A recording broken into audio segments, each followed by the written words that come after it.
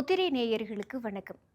இன்னைக்கு நாம பார்க்க போற படம் ஆதித்யதார் இயக்கத்துல ரன்வீர் சிங் நடிச்சு வெளியாகி இருக்கிற துரந்தர் 2.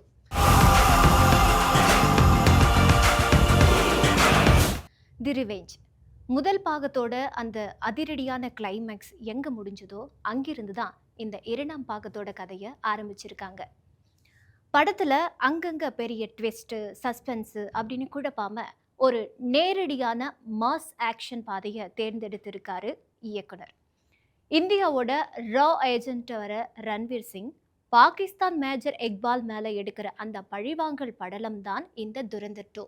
ஒரு ஸ்பை த்ரில்லர் படத்துக்கு தேவையான தேசபக்தி, அதிரடி ஆக்ஷன் என எல்லாத்தையுமே சரியான கலவையில கொடுக்க முயற்சி பண்ணியிருக்காங்கன்னு கூட சொல்லலாம். நடிகர்களோட நடிப்பை பத்தி பேசணும்னா ரன்வீர் சிங் அவரோட கச்சிதமான நடிப்பால ஆக்ஷன் காட்சிகளை மிரட்டி இருக்காருன்னு தான் சொல்லணும். அவருக்கு பொருத்தமான ஒரு கதாபாத்திரத்தை இந்த தடவை பிடிச்சிருக்காரு. இவங்க கூட அர்ஜுன் ராம்பால், ஆர் மாதவன் மற்றும் நம்ம தெய்வ திருமகள் சாரா அர்ஜுன் என ஒரு பெரிய நட்சத்திர பட்டாளமே நடிச்சிருக்காங்க.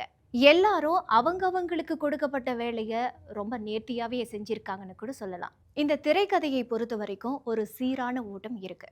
ஆனா சில இடங்கள்ல கதை அடுத்து இப்படிதான் நகர போகுதுன்னு நாம சுலபமா கணிச்சிட முடியுது.